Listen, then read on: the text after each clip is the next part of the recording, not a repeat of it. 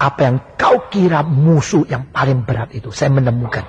Lalu saya suruh dia datang ke satu tempat. Diam-diam di situ. Dan saya membujuk dia sehingga dia tidak tahu bahwa dia akan saya bawa untuk dibunuh oleh kamu. Kalau kamu sudah membunuh musuh itu, kamu pasti akan menjadi damai sama mereka. Dan bukan dia memang.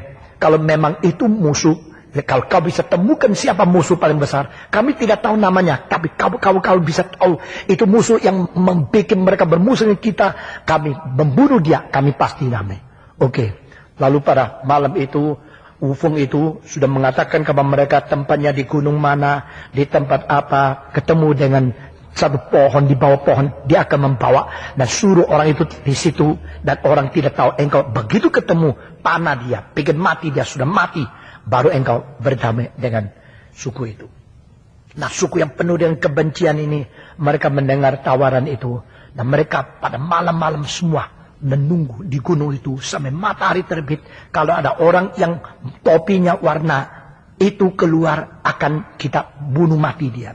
Saudara-saudara, setelah mereka sampai pagi-pagi matahari terbit, semua pemanah sudah sedia di situ. Tidak lama kemudian betul-betul ada satu orang yang datang berada di situ dengan pakaian yang sudah dikatakan Ufung, pakaian warna apa, topi apa, semua cocok. Sesudah itu mereka langsung pada saat yang tertentu mereka melepaskan panah, dan semua panah ditujukan kepada orang itu, dan tidak lama lagi orang itu mati. Setelah orang itu mati, mereka bersorak-sorai menang, kita boleh berdamai dengan suku itu. Lalu mereka mengelilingi. Setelah mereka mengelilingi orang yang mati itu, mereka buka topi, mereka baru tahu itu adalah Ufung sendiri. Saudara-saudara, pendamai itu sendiri. Dia dengan segala cara memperdamaikan kedua suku yang bermusuhan, tidak ada caranya. Akhirnya pakai segala macam pengkorbanan, tanahnya dibagi tetap tidak damai, ditawarkan kebaikan jasa tetap tidak damai. Akhirnya dia memakai cara-cara, tidak ada cara yang lain kecuali saya sendiri menyamar sebagai musuhnya, dan saya sendiri dibunuh baru selesai. Akhirnya suku ini sudah lihat Ufung, mereka tahu inilah orang baik. Ini yang terus menerus bikin perdamaian dan habis-habis berpuluh-puluh tahun. Tapi akhirnya tidak ada cara lain, dia mengkorbankan diri. Waktu mereka melihat dia sudah kena panah yang tembus kepada jantungnya dan tubuhnya penuh dengan pendarahan. Suku dan kepala suku ini baru tahu itu Ufung. Mereka nangis dengan mencurahkan air mata yang banyak sekali.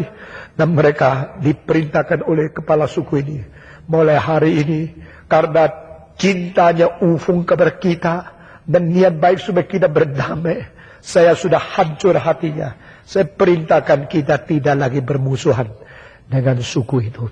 Dan saudara-saudara, inilah sesuatu cerita salah satu yang terindah di dunia menggambarkan ayat ini. Saudara-saudara, siapakah yang bisa memperdamaikan antara permusuhan di tengah-tengah Yahudi dan bangsa yang lain? Siapa yang bisa memperdamaikan antara orang yang berdosa di tengah-tengah kita dengan Tuhan Allah? Siapa yang bisa menyelesaikan segala permusuhan-permusuhan yang tidak habis-habis? Saudara-saudara, membangkitkan kebencian dan permusuhan antara dua pihak itu gampang sekali. Dan saya dari kecil sudah diajar oleh mama saya, jangan telingamu suka mendengar pengaduan. Lebih baik engkau dibenci oleh dua pihak tapi jadi pendamai, daripada engkau memihak satu tetapi engkau dapat untung yang banyak. Lebih baik engkau dibenci oleh dua-dua pihak tapi engkau korbankan diri menjadi pendamai. Dan ini semangat Yesus Kristus. Ini prinsip Alkitab. Itu sebab kalau orang mengadu, ini jahat, itu jahat, biarpun dia paling dekat di rumah saya tidak senang dengar. Saya dari kecil tidak suka ngomong tentang kelemahan, kejahatan orang lain, dan sudah membiasakan diri tidak suka mendengar pengaduan orang terhadap orang lain. Saudara-saudara, karena saya adalah orang yang cepat marah, orang kurang kekuatan menahan diri. Kalau dengar sesuatu saya cepat sekali langsung melalui apa yang saya dengar saya marah. Tetapi karena belajar dan dididik oleh ibu saya, sehingga saya boleh menghindarkan diri dari banyak tindakan yang salah, sehingga saya tidak terlalu gampang terjemur ke dalam meluapnya emosi atau diperalat oleh orang lain. Saudara-saudara, belajar. Yesus Kristus datang ke dalam dunia ini.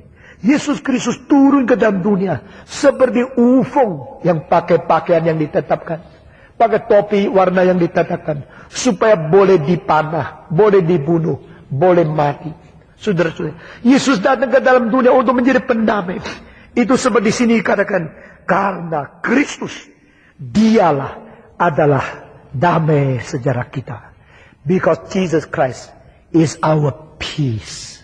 Saudara-saudara, pagi ini saya mengajak, jikalau masih ada orang kau benci, ingat kalimat ini. Saya benci dengan dia, dia musuh saya. Tidak benar. Tidak boleh. Tidak boleh terjadi. Because Jesus Christ is our peace. Ingat kalimat ini. Selalu ingat. Ingat apa yang dikerjakan oleh Kristus. Selalu belajar apa yang dikorbankan oleh Kristus. Selalu sadar apa yang dipimpin Roh Kudus sehingga engkau menteladani Kristus. Selalu meditasi, selalu merenungkan bagaimana Kristus taat kepada Tuhan Allah Bapa dan bagaimana menjadi contoh teladan kita hidup di dalam dunia. Selalu, senantiasa, seumur hidup. Itu tugas kita menjadi pengikut Yesus.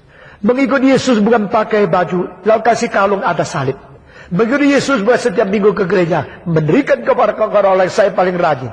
Mengikut Yesus adalah meneladani jiwa Kristus, contoh Kristus, semangat Kristus, ketaatan Kristus kepada Allah, dan pengorbanan Kristus bagi lain, demi memperdamaikan dunia yang penuh dengan kebencian ini. Saudara-saudara, jikalau ada orang mengatakan sesuatu tentang sesuatu kelemahan, kesusahan orang, kesulitan orang lain, atau kesalahan orang lain, berhenti di telinga. Jangan sambung lagi dengan mulut. Kalau perlu sambung, pergi kepada orang itu, nasihatkan dia, dan doakan dia berdasarkan pengertian yang tepat.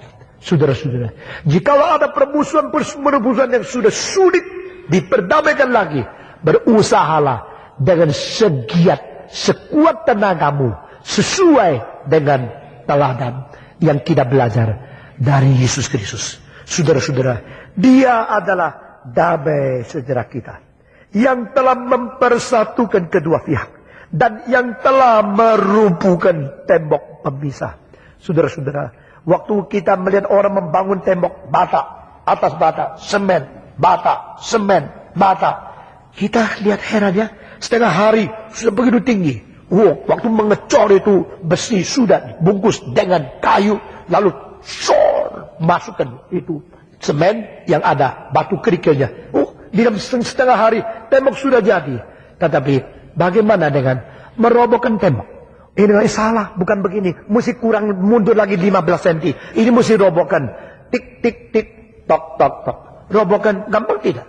Tidak gampang. Saudara-saudara, merobohkan kebencian yang sudah dibangkitkan berpuluh-puluh tahun, beratus-ratus tahun, bahkan Yahudi beribu-ribu tahun, itu tidak gampang. Coba tanya, siapa yang bisa memperdamaikan Irak dan Amerika? Tidak gampang. Siapa bisa memperdamaikan Netanyahu dan Arafat? Tidak gampang. Coba bayangkan, siapa bisa memperdamaikan orang Arab dan orang Yahudi? Tidak gampang. Siapapun, Nobel Prize berapa banyak pun, akhirnya musuh kembali lagi. Saudara-saudara sekalian, Yesus Kristus di sini, dia pendamai. Dan sekaligus dia merubuhkan tembok pemisah. Yaitu perseteruan. Merubuhkan kebencian. Memusnahkan kebencian. Itu tidak gampang. Kalau kita bisa terus-menerus menghadapi diri, terus-menerus mengintrospeksi diri, adakah kebencian, adakah kedengkian, adakah iri hati, adakah perseteruan, adakah keadaan yang dendam dan tidak mau mengampuni orang, itu bisa dikurangi, kurangi. Makin engkau berusaha di dalam mengurangi hal-hal seperti itu, makin engkau dekat dengan Tuhan. Saudara-saudara, kadang-kadang dari satu kalimat engkau menyatakan diri, dendammu 20 tahun belum selesai. Kadang-kadang melalui satu sikap membuktikan apa yang kau tidak puas 30 tahun yang lalu sekarang masih ada. Kita begitu lemah. Kita begitu tidak sama dengan Tuhan. Saudara-saudara, tidak gampang. Kita harus terus-menerus mengintrospeksi diri, mengkoreksi diri. Dan cara satu-satunya rahasia adalah kembali kepada Kristus. Belajar daripada dia. Siapakah dia? Dia adalah yang menjadi sejahtera damai kita. Dia ada yang merobohkan pemisah